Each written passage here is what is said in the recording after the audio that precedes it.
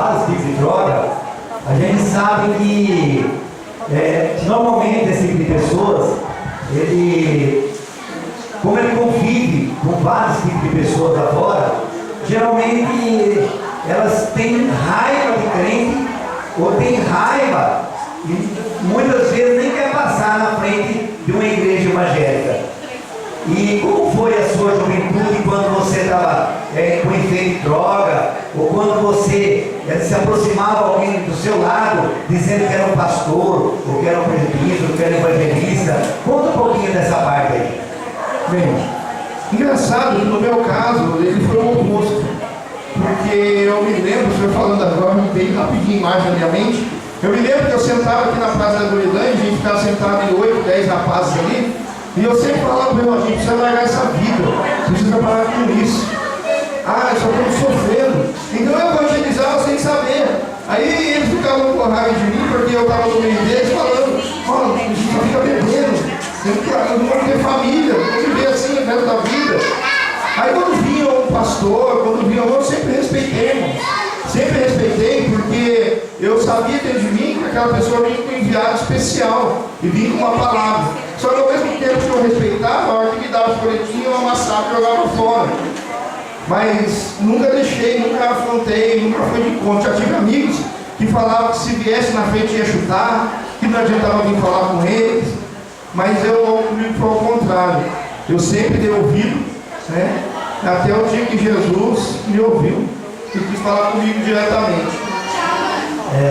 Você contou aí que por causa da liberdade que você teve quando você era jovem, porque pelo que você diz aí, o seu pai, sua mãe e alguém que você vivia na sua família deixou que você tivesse essa liberdade, e você, por essa liberdade, eu estou dizendo isso porque é para chamar a atenção de alguns pais que estão nos ouvindo hoje, para que isso sirva de experiência para eles.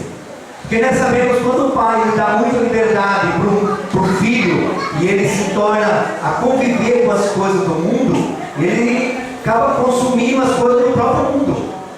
E nós sabemos que os pais que têm os filhos que convivem na igreja é diferente, porque os pais trazem os filhos para a igreja, então os pastores, o presbítero, o evangelista, acabam convivendo com aquelas pessoas e a gente sabe que os frutos delas são diferentes. Mas no seu caso, você comentou aí que teve liberdade através da sua família. Então, isso é importante que as pessoas possam ouvir, porque por causa dessa liberdade você acabou tendo problema com seu pai, sua mãe e vários problemas.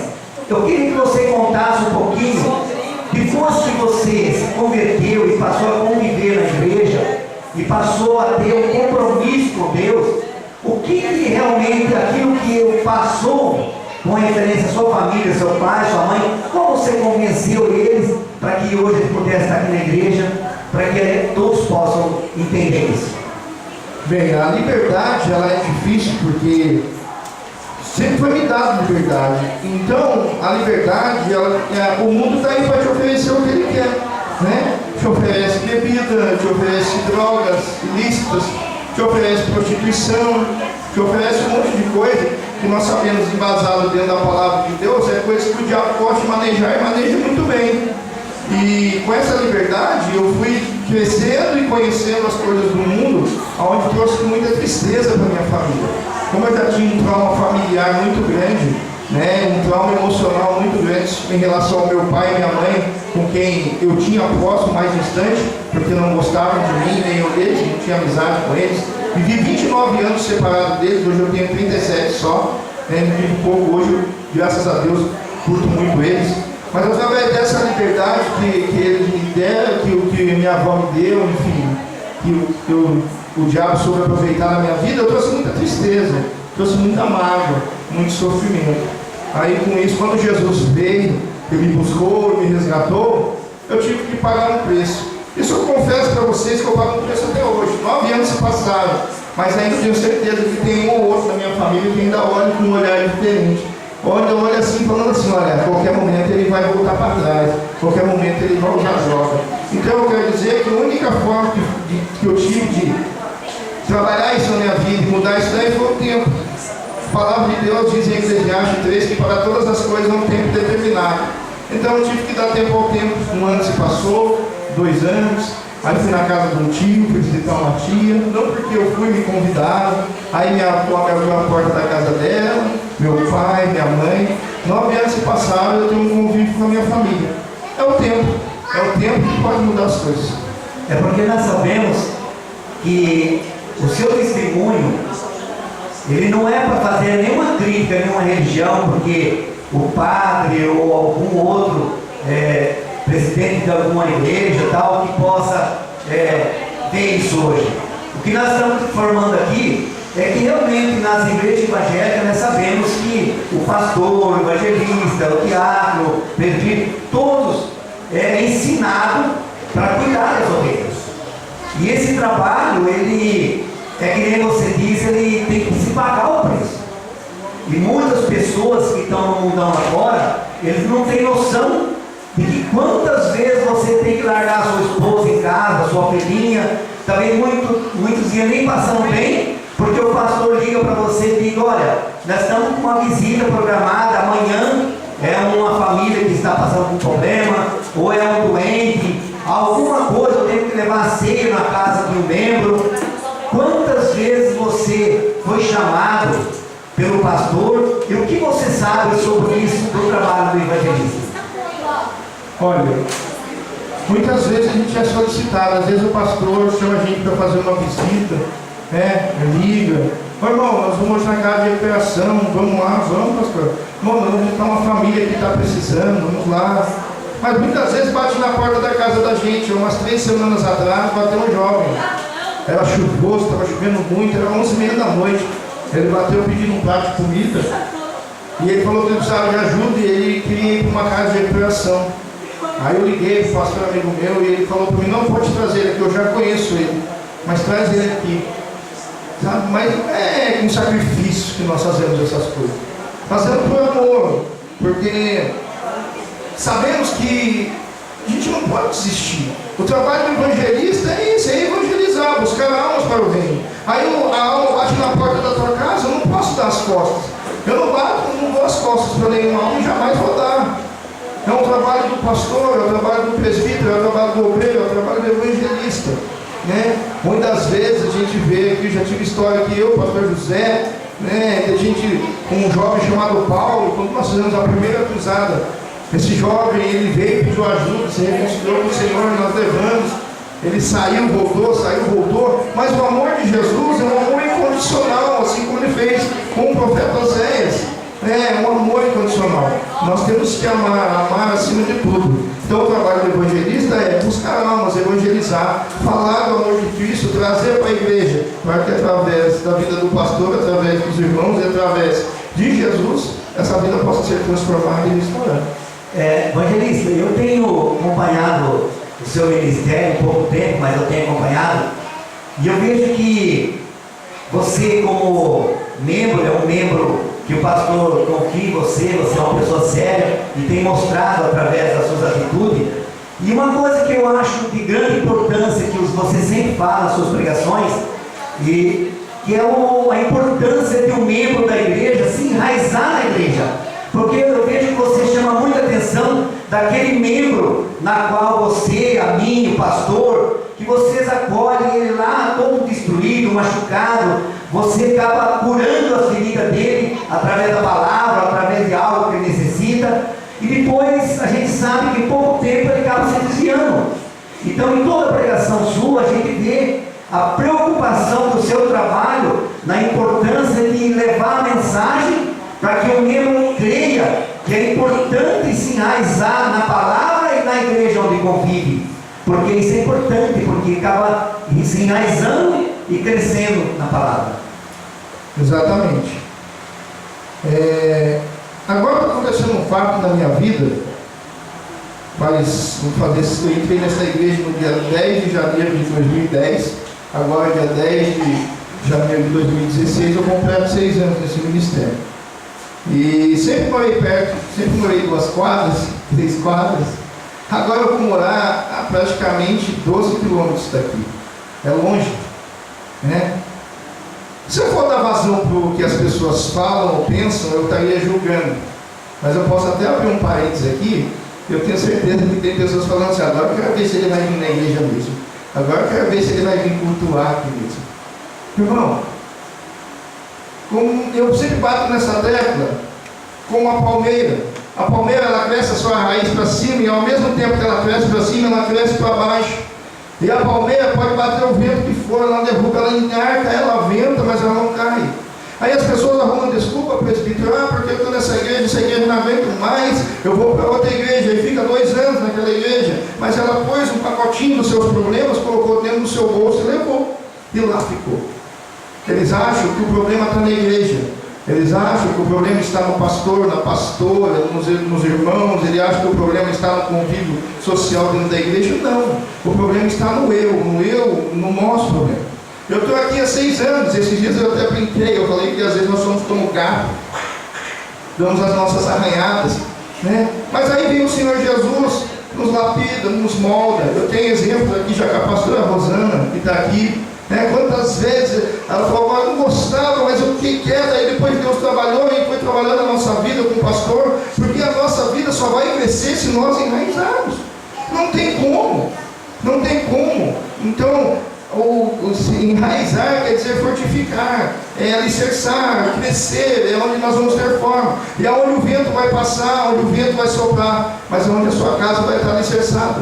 De nada adianta eu ficar 1 ano nessa igreja, saio daqui, vou na outra, fico 2 anos, saio daqui, vou na outra, fico 3 anos. Como o pastor sempre fala, é como um funcionário que não tem fundo de garantia para receber, porque passa pouco tempo e não recebe nada. Então eu sempre prego a importância de enraizar. Por quê? Porque é onde você vai acabar com os teus problemas, onde você vai acabar com as tuas angústias, e é onde Deus vai trabalhar na tua vida e vai fazer você crescer espiritualmente. E vai acabar muitas vezes, muitas pessoas têm um trauma espiritual, não é realizado espiritualmente. Assim como na nossa vida nós temos que ser realizados financeiramente, familiar, a importância de tudo é sermos realizados espiritualmente, porque o resto não será acrescentado.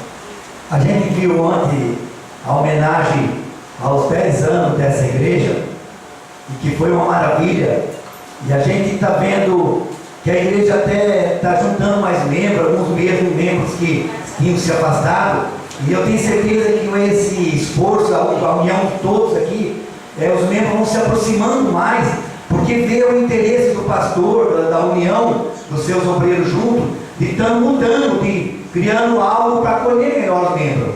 E ontem, a pregadora de ontem, na qual homenageava esses 10 anos, ele chamou uma atenção que eu nem sabia, mas é só para terminar essa entrevista. Ela falou assim: quem viu o Luiz Henrique no passado, há 8, 9 anos atrás, e vê hoje, porque o Luiz Henrique lá no mundão era magrinho, cabeludo, barbudo, tinha uma aparência de que ninguém dava nada a troco dele. E hoje a gente vê você assim, forte, todos que veem você vê a presença de Deus. E eu creio que essa igreja, não o pastor como eu e os membros dessa igreja, os outros companheiros nossos que trabalham junto, veem em você um exemplo para nós, o seu esforço, a união da sua família. E nós sabemos também que você foi abençoado, conforme você disse, de uma casa. Hoje você tem sua casa própria, e que você, em janeiro desse ano que estamos, profetizou tudo isso. Eu queria que você já repetiu várias vezes, mas essa comparação do seu passado com o presente de hoje pode trazer para muitos que estão lá fora, filhos que estão com aparência feia, e que quem sabe amanhã ou depois estão aqui também e fazendo igual a você. Se você tiver algum exemplo que pode nos contar para encerrar essa entrevista, diga alguma coisa do seu passado comparando com o dia de hoje, e que a igreja quer saber. Fé é acreditar. A palavra de Deus diz em Hebreus 11:6, está aqui aberto: ora, a fé é impossível, sem fé é impossível agradar, porque é necessário que aquele que se aproxima de Deus creia que Ele existe e que é agradador do que os busca. Eu tive um tempo aqui em Taubaté, uma fase, ninguém sabe, ninguém dessa igreja sabe, eu vou abrir isso aí hoje.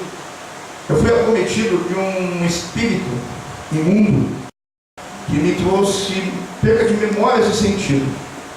Eu saía da minha casa, colocava a roupa social, eu saía andando por Taubaté a tarde inteira, eu voltava praticamente de cueca para casa, quando não a polícia levava. Entrava dentro da casa da minha avó aqui na Dona Benta, minha avó, o que aconteceu? Aí eu tinha surtos.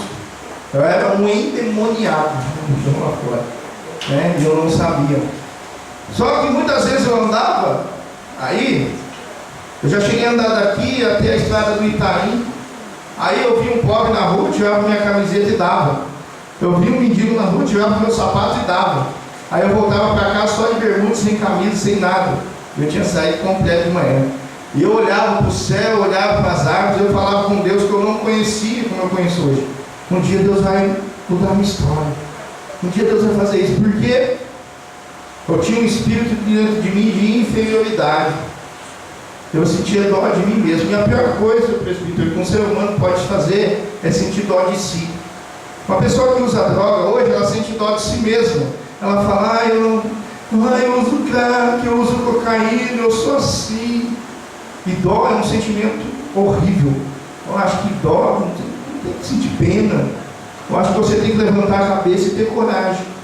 Então naquela época eu tinha fé, eu sabia que algo ia acontecer. E eu trago isso para o dia de hoje, como o senhor mesmo disse, eu entrei, já faz 3 anos que eu estou no processo da habitação. Tenho a minha esposa, tenho a minha filha, que eu queria chamar aqui em cima, por favor, aproveitar esse momento, apresentar para vocês a minha filha Melissa, ela acabou de acordar, e a minha esposa. Nós estamos 9 anos casados. Eu costumo dizer, as pessoas falam assim para mim assim, 9 anos de bênção, eu nunca levantei a minha voz para ela, ela nunca levantou a voz dela para mim, porque sempre quando vai tentar se fazer, o Espírito Santo entra no meio, mas não chamei para isso, chamei para respeito, está aqui, missionária Darlene e a minha filha Melissa, que Deus me abençoou, mas fé. E eu entrei na igreja, eu falei no começo do ano, sem medo, sem sombra de dúvida, eu falei, até o final deste ano, eu estou morando na minha casa. Eu saio do aluguel, eu vou morar na minha casa própria. No dia de hoje, no dia 5 hoje, 6 de dezembro, eu fiz a minha mudança.